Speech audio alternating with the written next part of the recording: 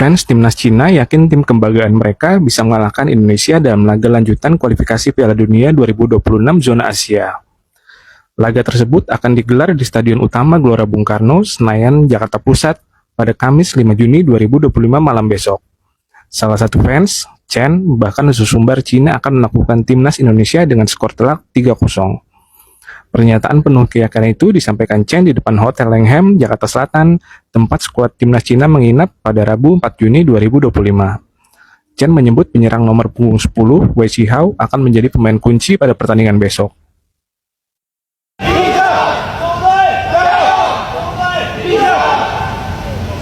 China national team will be win Yeah, sure. I think go we are 3-0 了 China 3, Indonesia 0. Okay? Okay. Paling 2-1 sih bang. Siapa yang golin? Cina lah bang. Cina oh yang menang Cina. maksudnya? Iya, nggak ngarep Indonesia menang sih bang. Paling Emang kenapa? ya dari ini bang, apa sih, segi pengalaman juga Cina udah lebih unggul bang. Oke. Paling Indonesia yang golin cuma ini si siapa namanya, Ori Romero. Oleh Romain. Iya, oleh Romeni. 我居然到了国足在赛前训练的场地，现在可以说雅加达的天气非常炎热，我的雨衣脑袋上全都是汗了。据说天气预报明天有雨，应该明天会是一个雨战，不知道国足明天能否上演像阿保提以前那样那个雨中绝杀，拿下3分，希望在我们成功进入美加墨。大雷，我们明天见吧。后面呢是国家队正在进行着，在我们明天的场地内了。然后后面呢是国家队正在进行着最后的踩场训练。今天呢是下了一段时间的暴雨、阵雨、打雷的那种，有点小风，但是依然非常的闷热，湿度非常的大。现在是印尼晚上的8点18分，我们正在看的是印尼国家队的最后一场赛前的训练课，他们的踩场。那现在球场内的体感比刚才中国队的时候呢要更加的恶劣了，更加的闷热湿热。仅仅是站在这里讲2句话，我就已经觉得喘不太上气来，而且身上的汗已经是非常的多了。而我们的国家队要在明天同样的时间，面对着一个更大的、更宽的场地，那对他们来说，这个气候上的挑战肯定是巨大的。一走出球场，我感觉我的空气、我的氧气又回来了，然后风吹在身上也没有那么难受了。所以球场里面真的是大不一样的一片天地。我们的组队顺，我们的目标顺。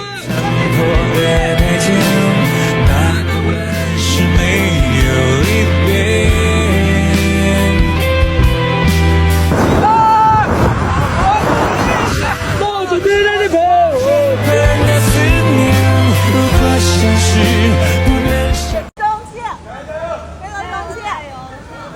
加油！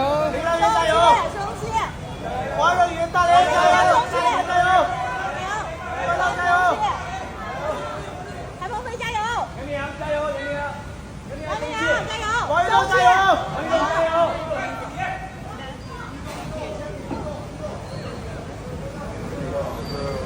他们应该没有紧，他们可能就直接上去。没有人紧张。 Ada berapa supporter Cina yang datang ke sini? Katanya 3.000. 3.000. 3.000. Adakah peningkatan keamanan lebih dari sebelumnya atau seperti apa, Pak? Saya rasa kita harus menjadi tuan rumah yang baik. Federasi Sepak Bola Tiongkok atau CFA baru-baru ini mengeluarkan pernyataan resmi berisi permohonan maaf kepada publik Indonesia. Permohonan ini disampaikan secara terbuka melalui media-media nasional Tiongkok, merespons berbagai keluhan yang dilayangkan oleh Indonesia, baik dari sisi teknis, fasilitas, hingga perlakuan kepada para supporter saat laga kualifikasi Piala Dunia 2026 antara Tiongkok melawan Indonesia. Dalam laga yang berlangsung di markas Tiongkok, Indonesia mengalami berbagai tekanan non-teknis yang dinilai sistematis dan disengaja. Tiongkok menang atas Indonesia dengan skor 2-1. Namun kemenangan itu tidak berdiri sendiri. Di balik skor akhir tersebut, tersimpan rangkaian peristiwa yang memicu amarah publik sepak bola Indonesia. Mulai dari penyediaan bus yang tidak layak bagi skuad Garuda, kontras dengan fasilitas eksklusif yang diberikan kepada tim tuan rumah. Bus timnas Indonesia bahkan sempat mengalami kendala teknis. Sementara tim Tiongkok menikmati fasilitas berpendingin udara dengan pengawalan ketat dan keamanan penuh. Ini bukan sekadar kelalaian, tapi pola perlakuan yang menyiratkan adanya kesengajaan. Tak berhenti di situ, supporter Indonesia yang hadir ke stadion juga dipaksa menurunkan atribut nasional seperti bendera merah putih dan banner bertuliskan lambang Garuda. Mereka mendapat perlakuan represif, sementara supporter tuan rumah leluasa berteriak, mencemooh, dan membentangkan atribut nasionalisme mereka. Ini bukan lagi soal sepak bola.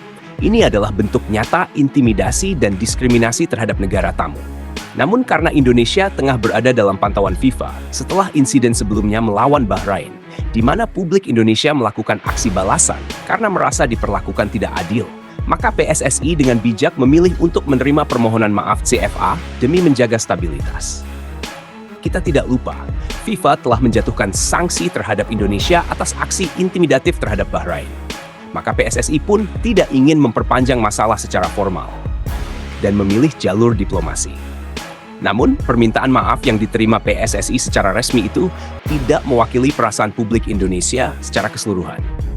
Di lubuk hati para pendukung Garuda, luka itu masih menganga. Rasa tidak terima atas perlakuan tuan rumah Tiongkok terus membara.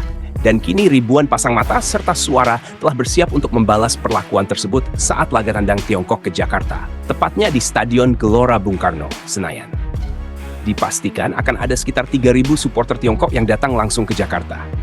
Mereka hadir dengan percaya diri, merasa aman karena tahu bahwa secara resmi PSSI telah menerima permintaan maaf dari federasi mereka.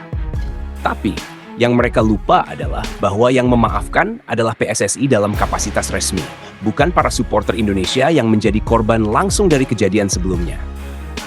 Kini, 60.000 supporter Indonesia telah bersiap menyambut laga panas ini di Gelora Bung Karno. Jumlah tersebut memang berkurang dari kapasitas penuh, karena 15% kapasitas stadion dikurangi sebagai bentuk sanksi dan ketentuan dari FIFA. Kapasitas maksimal Stadion GBK adalah sekitar 75.000 kursi. Maka hanya sekitar 63.000 penonton yang diizinkan masuk. Dan dari jumlah tersebut, 3.000 jatah diberikan kepada supporter Tiongkok. Maka bisa dibayangkan, 60.000 lebih supporter Indonesia akan menciptakan atmosfer yang menekan sejak menit pertama. Dan bukan hanya tekanan dalam bentuk yel-yel biasa. Para supporter Indonesia telah mempersiapkan aksi koreografi besar-besaran bertema nasionalisme dan fair play, sebagaimana diminta FIFA. Namun di balik koreografi itu, tersembunyi semangat balas dendam yang membara. Mereka akan menyambut kehadiran supporter Tiongkok dengan nyanyian keras, intimidatif, dan tentu saja dengan atribut yang akan membuat lawan merasa kecil di tanah Nusantara. Para supporter Indonesia siap membalas perlakuan hina terhadap lambang negara dan bendera merah putih. Di laga tandang sebelumnya, supporter Indonesia dipaksa menurunkan banner lambang negara mereka. Kini, giliran supporter Tiongkok yang akan diuji keberaniannya. Apakah mereka berani mengibarkan bendera dan atribut nasional mereka? Jika iya, maka mereka harus siap menerima teriakan balasan yang menyentuh langsung harga diri mereka sebagai pendukung. Dan ini belum termasuk nyanyian-nyanyian keras dan lantang dari tribun utara hingga selatan. Chant-chant yang telah disusun dengan sangat detail dan penuh amarah akan menggema. Chant yang tidak sekadar bernada provokasi, tapi juga mengingatkan bahwa di negeri ini harga diri bangsa adalah nomor satu. Chant seperti, hormati tamu, kami bukan mainan. Hingga Garuda tak tunduk pada intimidasi, akan membakar semangat para pemain dan membuat lawan tak nyaman. Sikap supporter Indonesia bukan tanpa dasar. Ini bentuk pembelajaran. Pembelajaran keras kepada para pendukung Tiongkok agar di masa depan mereka tahu bagaimana menghormati tamu. Mereka bukan hanya berlaku kasar kepada Indonesia, tapi juga kepada Jepang. Pada laga sebelumnya melawan Jepang, saat lagu kebangsaan Jepang dikumandangkan, supporter Tiongkok malah menyalakan pengeras suara dengan suara keras yang memekakkan telinga, disertai ejekan dan teriakan tidak pantas. Padahal saat itu, para pemain dan ofisial Jepang tengah menyanyikan lagu kebangsaan mereka dengan khidmat dan penuh hormat. Tindakan itu adalah bentuk penghinaan terhadap simbol kehormatan bangsa. Sebuah perilaku yang tidak pantas dalam dunia sepak bola internasional. Dan kini, mereka tahu mereka tidak akan pernah berani melakukan hal serupa terhadap lagu kebangsaan Indonesia Raya. Mereka tahu jika mereka berani melakukannya, bukan hanya kericuhan yang terjadi, tapi kemungkinan besar FIFA akan menjatuhkan sanksi berat. Para supporter Indonesia siap menyanyikan lagu kebangsaan Tiongkok dengan sikap hormat, sebagaimana budaya kita menjunjung tinggi tamu. Tapi setelah itu, setelah 1 menit lagu dikumandangkan, saat peluit tanda kick-off dibunyikan, maka selama 90 menit ke depan, supporter Indonesia akan menjadi mimpi buruk bagi para pendukung lawan. Tak ada ruang nyaman untuk supporter Tiongkok di stadion ini. Mereka akan mendapat balasan, bukan dalam bentuk kekerasan fisik, tapi dalam bentuk tekanan mental dan atmosfer stadion yang luar biasa panas. Inilah pesan yang ingin disampaikan oleh supporter Indonesia. Hormatilah kami di negerimu, maka kami akan hormati kalian di negeri kami. Tapi jika kalian meremehkan kami, maka jangan pernah berharap akan ada sambutan hangat. Tidak ada maaf yang sesungguhnya sampai balasan itu selesai ditunaikan. Bagi kami, bangsa Indonesia, harga diri adalah segalanya. Rencana Tiongkok untuk meminta maaf setelah melakukan intimidasi sudah terbaca sejak awal. Mereka sengaja mengerjai Indonesia dengan maksud akan meminta maaf di kemudian hari demi meredam potensi konflik. Tapi kami tahu, permintaan maaf itu hanya formalitas. Permintaan maaf yang hanya lahir karena tekanan FIFA dan kecaman internasional. Kini, saat mereka melangkah ke GBK, mereka akan menyadari bahwa Indonesia bukanlah bangsa yang bisa diinjak seenaknya. Para supporter Garuda telah bersiap sejak jauh hari. Mereka akan hadir bukan sekadar menonton, tapi sebagai bagian dari pembalasan atas nama kehormatan bangsa. Tidak akan ada kekerasan, tapi akan ada atmosfer pembalasan yang tidak terlupakan.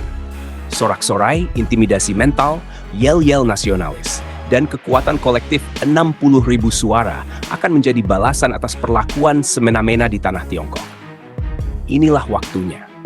Inilah laga yang dinantikan. Dan inilah saat di mana rakyat Indonesia menunjukkan bahwa sepak bola bukan sekadar permainan. Ini tentang martabat, tentang rasa hormat, dan tentang bagaimana sebuah bangsa menunjukkan bahwa kehormatan adalah segalanya. Semangat Dewan! Apapun yang terjadi, jangan mundur. Perjuangan dan doa